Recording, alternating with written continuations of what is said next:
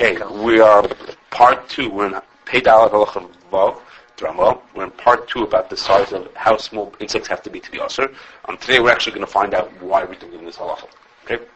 Last time, just to summarize, just to catch us up. Last time we said there's 2 shittas about how big a bug has to be in order to be usher. I don't want to say like that. 2 within bugs that are so small that you could see them, but you can't identify them. You could see them, but you can't tell what they are. A regular, average person can't tell what they are. There were 2 shittas. And one was the more machmirim held that's usher. The way we understood it is that even those people who are machmir about that, the way I understood it was that the person really, if he would eat that, would be considered an inus, because if he would eat it, how on earth am I supposed to know that it's there? To me, it just looks like every other piece of dirt. We'll say it in a different way. We'll say it's little dots like that are not actually bugs. So I do that. And then I'm allowed to just eat it.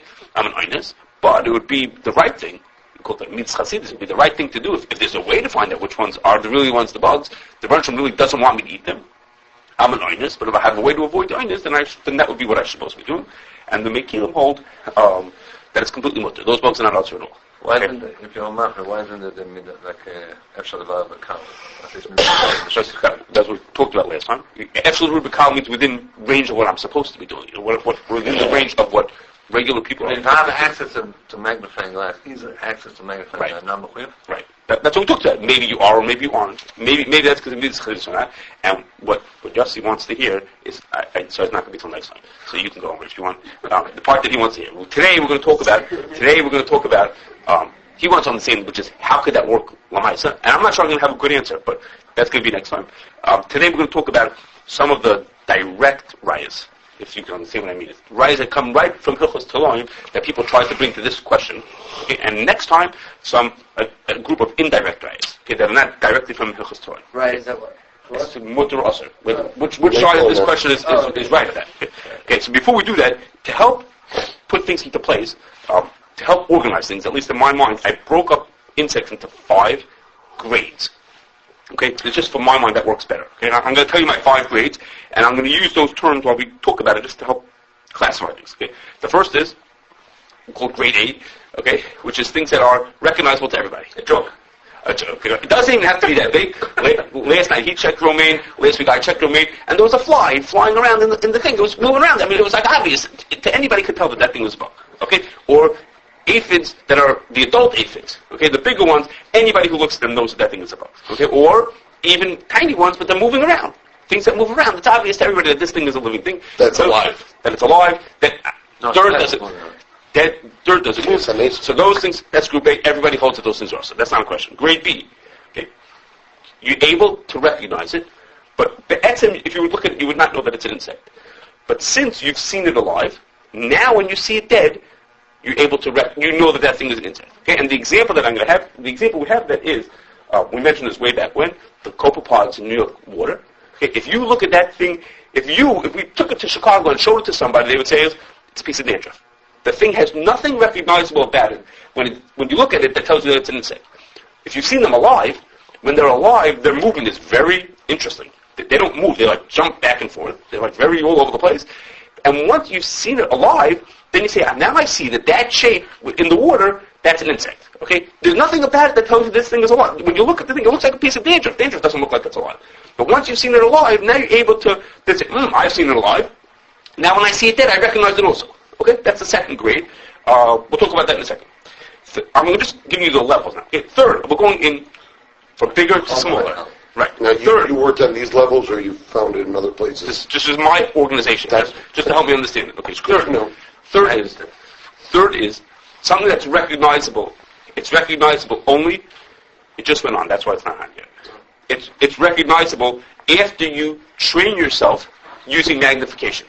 That is to say, you didn't get to it by looking at the copepods. We said is you looked at it by just looking at it. Anybody looking at it by themselves could tell that this thing is alive, and then you got to recognize the shape. This, no matter how much you looked at it, you wouldn't have recognized it. But you, by using magnification, I wonder if that thing is a bug or not. And you looked at it, you kept doing that until you eventually taught yourself. And what I put into this group, in my understanding, is they call thrips larvae. Those are the tiny bugs that are in strawberries. Okay, those are the tiny ones that people who use loops to teach themselves how to see things, recognize them in a second, they know that's a bug. And then all the rest of us, or everybody else in the room, looks at it and says, nothing, another piece of dirt. All the rest of the people won't see it. But those people who have trained their eyes to see it could see it.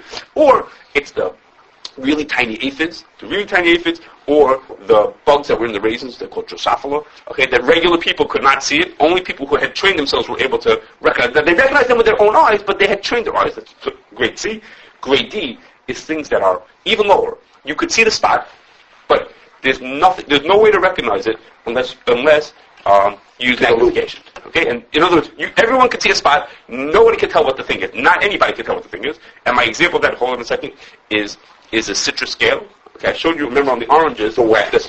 Underneath, there's a wax coating. And there's a spot underneath it, and nobody can see that thing is an insect. Nobody who looks at it can see it. Everyone can see that it's there. You could tell that the thing is there, but nobody for them can see it. And the last, I'll take your question in a second. The last is grade E. Is things that are microscopic. Okay, when I say microscopic, I mean is that an individual bug, one single bug of it you wouldn't see. So, for example, when you make vinegar, there's a bacteria that lives in there that makes it called Acetobacter. Okay, Acetobacter. If you looked at vinegar as you make it, you would see this frothy, bubbly stuff in there. You see stuff in there that tells you that's the Acetobacter. But if you had one Acetobacter, that's 8 zillion of them altogether. If you saw one of them, you would not see anything. It's too small for anybody to see.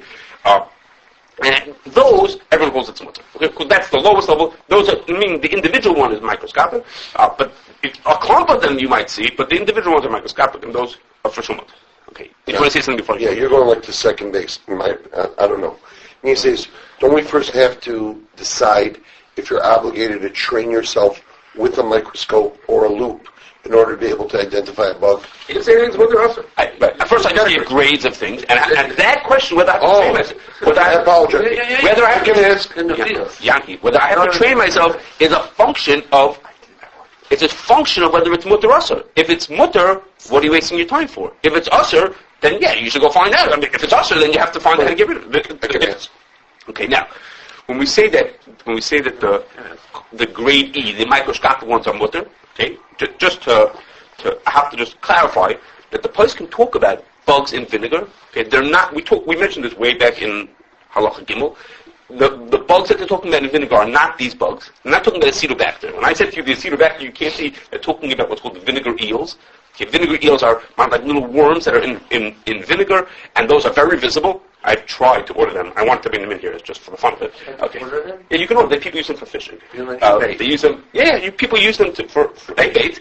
They use them. That small? They're that big? It wasn't clear to me how big they really are. So I wanted to order them. You can put the little thing on the hook. I wanted to see them for when you go to Wisconsin next week. I wanted to see them. I wanted to see vinegar eels. I've been trying. I haven't been successful yet. But anyhow, they're these tiny. They're very thin. They're translucent. So, and which is exactly how the Poskim describe it. But that's not Acetobacter. When we say Acetobacter is microscopic, that's not talking about what the Poskim talk about. These thin little things. They're talking about vinegar. They talk about Acetobacter too. They talk about microscopic bugs. But the one when we talk about microscopic, when I say basically everyone agrees that microscopic is mutter, when you see people talking about bugs in vinegar, most of those people are not talking about Acetobacter. They're talking about vinegar eels, okay, which is more to know that when you do the halachos. Okay, and in 2 times ago, when we first started this halacha, we talked about citrus scale crawlers, not the citrus scale itself, but the babies that they have that crawl to someplace else, the little babies, and we talked about whether those are grade D. We didn't use these terms, grade D or grade E. Are they small enough that people can see them, or they're tiny, they're microscopic? Yeah. Okay? The two of us disagreed about that. Okay, fine. Now, it would seem that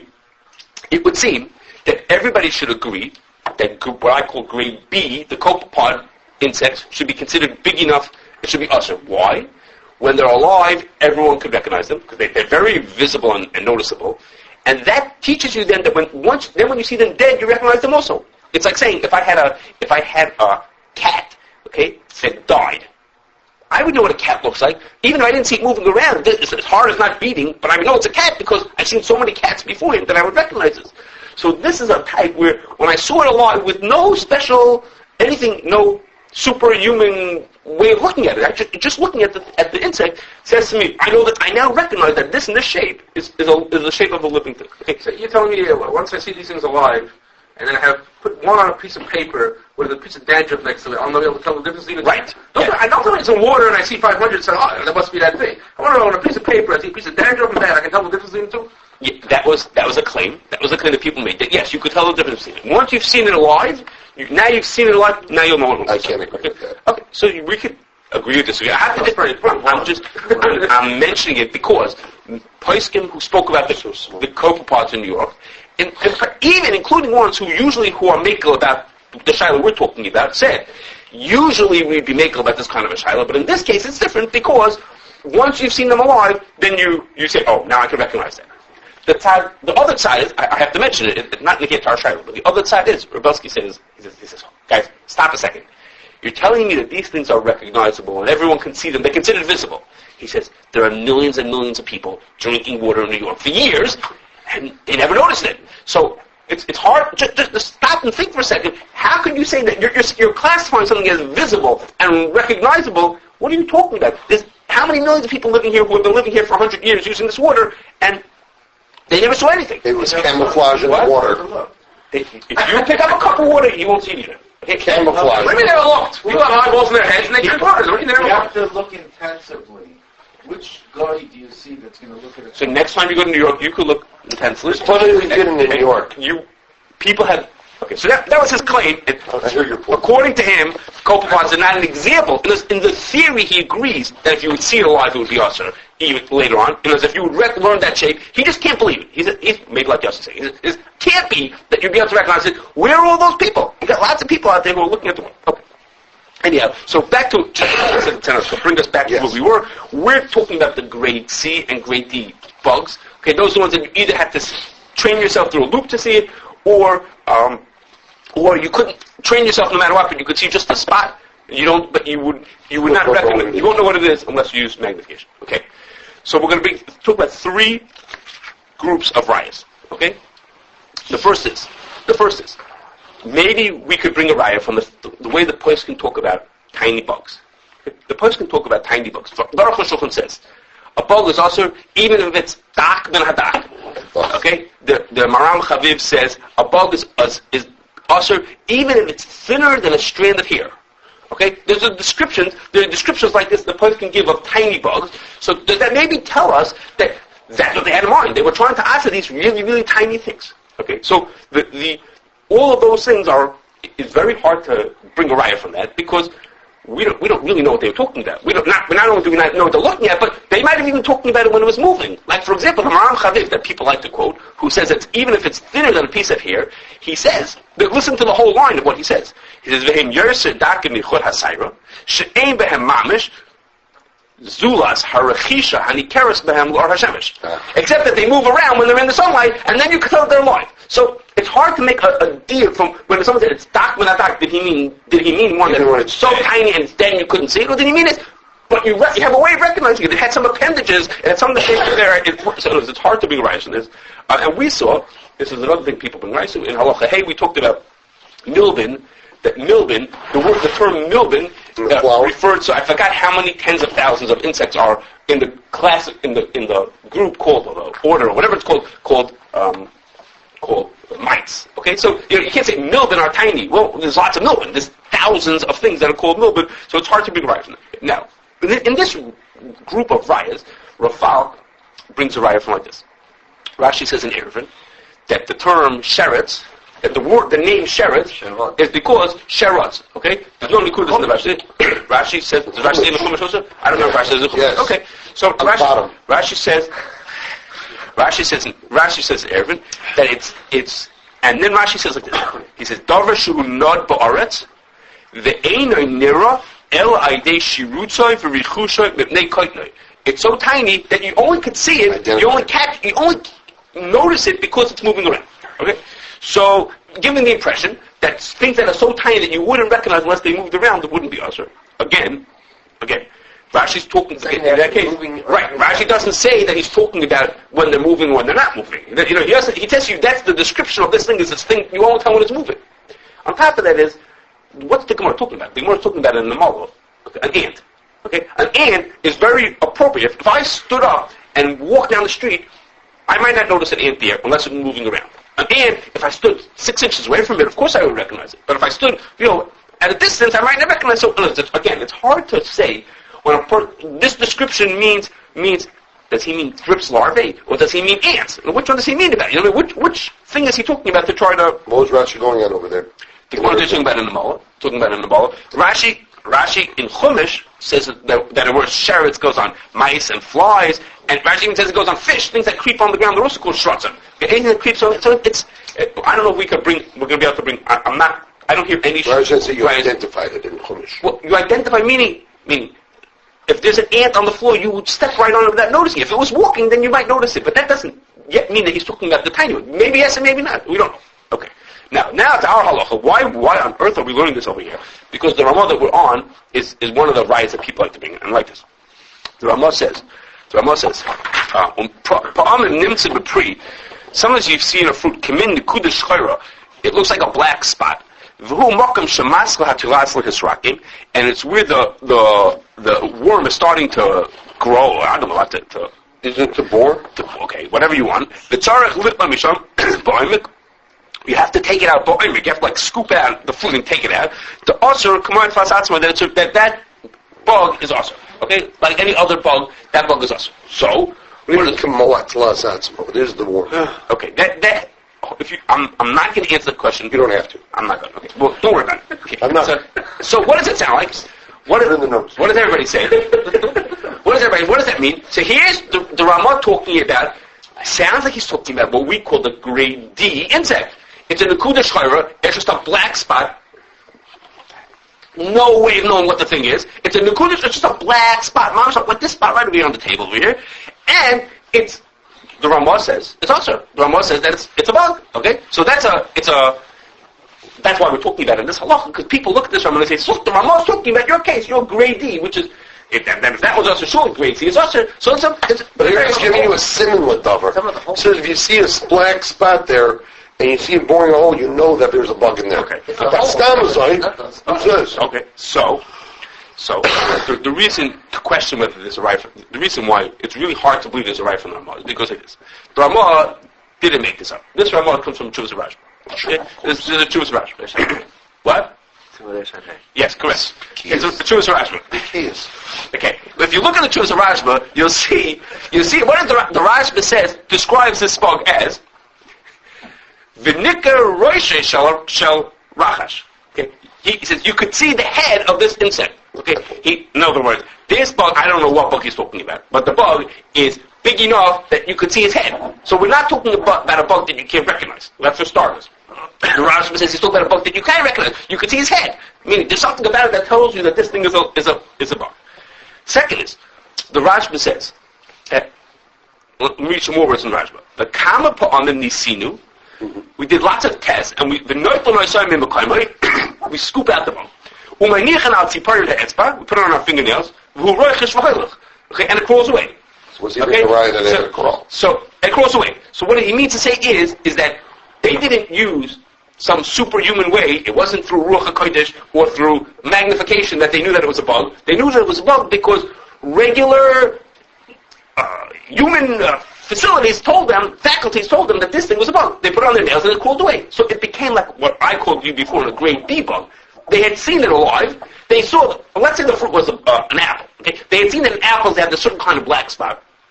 A couple of times they took it out and they saw that black spot is really a bug. It's something that they could see as a bug. So they learned that the black spots on this part of an apple is really a bug because they've seen it with regular, normal ways. They scooped it out and it crawled away. But an orange might be different. Out like a hole. What? You're like scooping out the hole that has like the bug in it. But they recognized it through things that were not. They didn't use anything special to. Once someone had tried it and seen it crawl away, they started to learn that spots that look like that, like what I call grade B, like what I was saying about the copepods.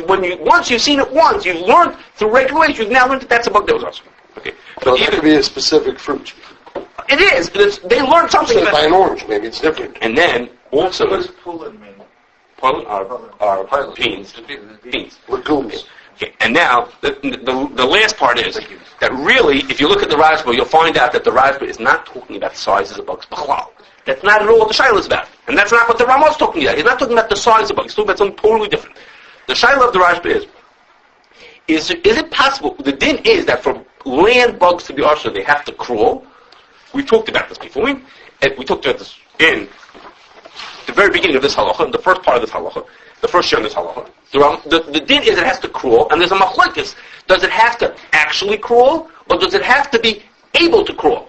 Okay, we talked about this back. The machaber in that din holds it has to actually crawl.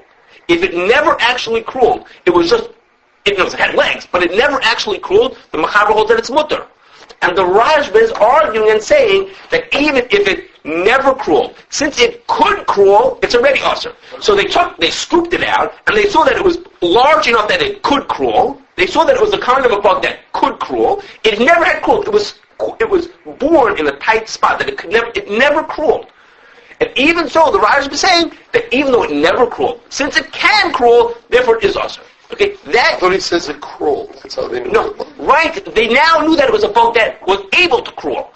He wasn't trying to say that's how they identified it as an insect. That told them it was a bug that was of the size, of the age, that was able to crawl. That was able to crawl. The Rashba holds when a bug is at the size that it's able to crawl, it's usher, even if it never did physically crawl, it's stuck in a tight spot. He said it's a bean or whatever it's in a tight spot. That's already usher. Okay, so the Ramah who's saying it over here is not talking about sizes of bugs. There's nothing in the din that we're talking about. He's arguing on the machaber, or he's bringing a day that argues on the machaber. The machaber said the bug is usher only if it actually crawled, and the Ramah is saying that no, even if it's able to crawl. And if you remember back in the first, when we started this halacha, the Taz and Shach have a machlokes whether the Ramah means it to say it l'chatchila or even b'diavad.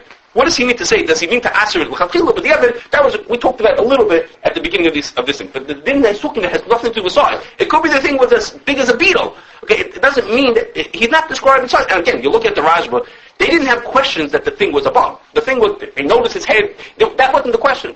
It's a completely different child. The child has nothing to do with its size, but whether a bug, what answers a bug? As you know, bugs only become usher when they do certain tricks. Okay, so they have to move. And the question is it sheretz has sheretz al means that it actually was sheretz al or that it was capable of being sheretz al. Okay, so that's what the Raj was saying. And however, once you've seen that and you see the Ramah now in context with the Machaber, you realize that it's not. There's no right. That's not what he's talking. Okay. The last thing is that we call it a riot is we've mentioned this, that there's a discussion in Shmir Shabbos Kachasai on the bottom. It's in the footnote. We talked about this about citrus scale. Okay, and it brings on the bottom the Shloim Zalman held. It's talking about there about Shabbos. Okay, so as you can imagine, Hilchos Shabbos. On the bottom it says, what about eating the citrus scale b'chlal? So it says Shloim Zalman first held that it was mutter, but then he heard from the boy Beis of the Chazanish that he answered it. And I'll read you the words in a second, but just before I tell you what they actually, that Chazanish answered for a certain thing. Okay? I just want to, just for curiosity, I don't know if this means anything to anybody, which is the Stipler had a son-in-law whose name was Shaul Burzam. I don't know if I'm pronouncing that correctly, Burzam. And he died, and when he died, they wrote a sefer called Zichron Shaul, as a zichron for this person. I think a number of halakim, and in the introduction, the Stipler himself wrote a hakdama or a mava, I don't know, an introduction to that sefer. And in the introduction, he writes about how his son-in-law could not understand why people were not makbid about citrus scale, and that he used to talk. And this son-in-law was a Talmud of Chazanish. So it's within reason. We're just now putting a few pieces together that the boy Beis Shal Chazanish was this Reb Shaul Burzam, the Stipler's son-in-law, who seems to be very involved and was trying to encourage people to be makbid on this thing, which we said is more of an issue there to solve than here. And anyhow, okay, back to what he said. So I'm going to read you the thing because we'll talk about the detail. He says, "Shenoi boy Beis Shal Chazanish Satzal shechoshes v'zel iser toloi v'gam noidoloi ki lifnei shehaknimos miskases b'klipas hamogen before the wax coating forms on top of them gam ba'ayin regila yicholim b'hargish ksas b'richishasum." Even a regular person without magnification could see as they crawl around. That's the citrus scale crawlers, the baby ones. Okay, that he said he heard that you're able to see them moving, and that's what he heard. Okay. So They're on the peel?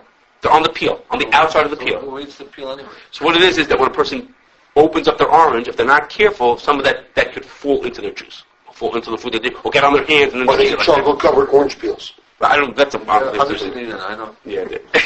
You like chocolate. When you peel the orange and then it gets stuck on the juice gets onto your hands, that's the possibility that it could get on. That's or you juice. That's why they wear gloves in B'nai Brak when they peel an orange. Okay, so this if there aren't peels. So first of all, it's not clear. It's not clear what the Rosh Hashanah say in the end. In the beginning, he said it was mutter. Okay. In the end, it wasn't clear exactly what happened, and then you heard from the boy base of the Chazon Ish was asked. The implication is sort of that he therefore accepted that. It's not very clear what he held. But the thing is like this: I don't think there's a right to either side of the shaila from this little footnote over here, and the reason is because in the beginning, when it said Rav Shlomo Zalman was mekel, he says originally Rav Shlomo Zalman said you should be mekel. He says it's because you were never. This is the word. I don't have it in front of me. I'm sorry, but you were never able to tell when it moved. Okay, that's the way Rav Shlomo Zalman in the beginning when he saw it was mutter. So that means something that you were never ever able to tell that it moved. He held was mutter. Okay, well that's not really our shaila. Our shaila is things that were once able to be told. There's some way if you would have seen it moving, you might have answered it. But we thought that if you were never ever able to tell that it was moving, that no one would have answered. So the fact that Rav Shlomo Zalman was mekel at the beginning doesn't really prove so much. And then the opposite side is the opposite. In the end, it says the Chazon Ish was machmir, and he found out that you could see it moving when it's an infant, when the ants, what do you call it? The tiny stage, the crawler stage.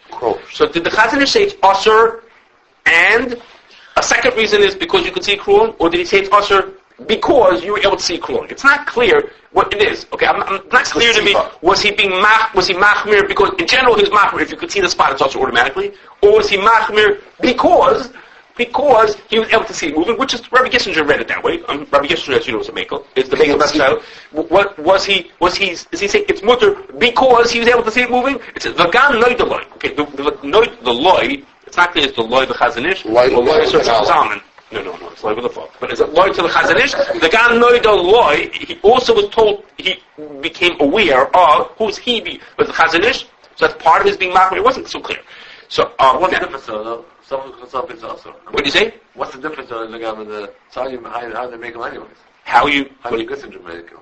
How's he mekel? What do you mean? Either way, whatever it is. But how's he mekel on citrus? On citrus scale? I didn't see he's mekel on citrus scale. I don't know what he knows about citrus. I'm talking about what he talks about the general about bugs that are so small that you just see the spot but you don't see it crawling. With citrus scale, I don't know. I don't know what he knows about it. Okay, now I have to just make one last point about this that. Within this riot from the citrus scale, which is relevant really to the whole question, which is like this.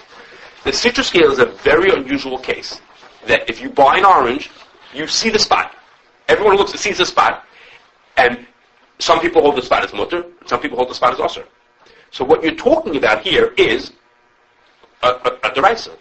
If the thing is mutter, if that thing is usher, then you're eating a bug. Then the thing is a bug and you're eating this bug. And if it's not usher, then if it's mutter, then it's mutter. You can do whatever you want. It's a shaila of a deraisa.